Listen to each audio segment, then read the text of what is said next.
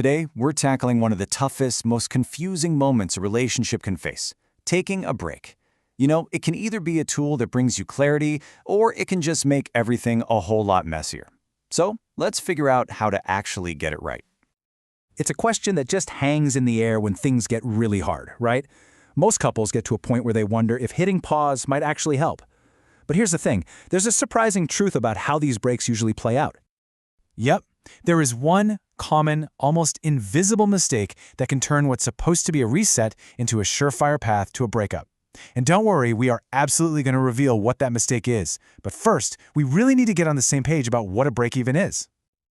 So what are we really talking about when we say a break? Because, it's not nearly as simple as it sounds.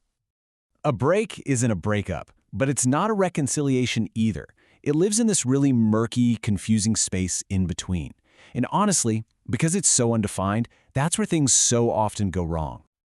When it's done right, a break can be an incredibly healthy tool. The whole point is to turn down the emotional volume, to create some space so both people can actually reflect. But when it's handled poorly, well, it can just feel like a punishment or a slow, painful fade out that just drags out the confusion.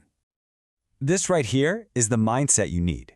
Think of a break as a reset button, not a self-destruct sequence. It's about creating space to breathe, not space to punish each other. When you both see it that way, the break becomes a tool for growth, a chance to just pause the game, not end it. Of course, even if you have the best intentions, living in that in-between space can have a huge impact on your mental health. So let's talk about why getting clear on the terms is completely non-negotiable. Breaks can be so tough on us mentally. They stir up so much anxiety and this deep, profound uncertainty. And it's not just about the current situation either.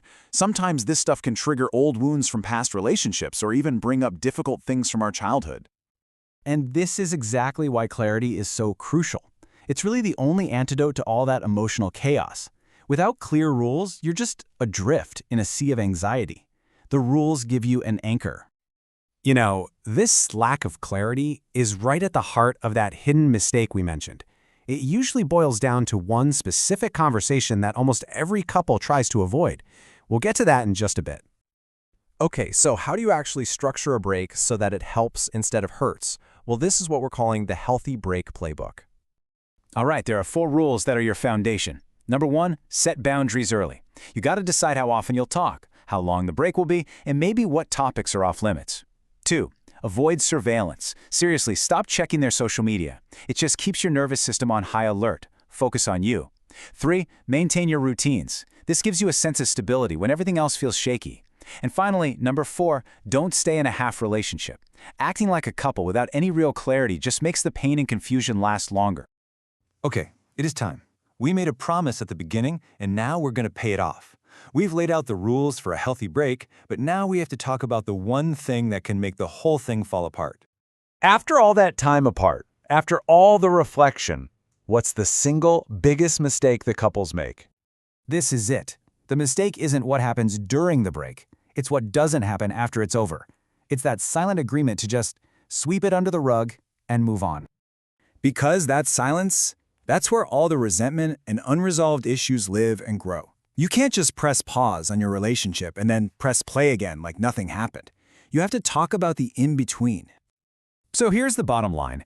Connection isn't rebuilt with silence. It's rebuilt by having that difficult, uncomfortable, but totally necessary conversation about the break itself.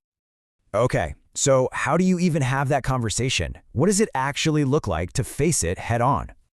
Well, you start by asking open, honest questions, not accusatory stuff like, what did you do? But more like, what changed for you? Not, did you miss me, but what did you learn about yourself? And maybe the most important one, what do you need from me and from this relationship going forward? This has to be about learning, not blaming. And please remember this. There can be so much shame around taking a break, but it's so important to reframe that. It does not mean you failed. Sometimes, it just means you're trying to protect something really important, the relationship and yourselves. And now, we'd really love to hear from you. If you've been through a break, what was the one thing, maybe a rule or an insight that made the biggest difference for you? Please share it in the comments. Your story could really help someone else who's going through it right now. So, if you take just one thing away from all of this, Let it be this. In that confusing, emotional space of a relationship break, clarity is what heals, and silence is what breaks.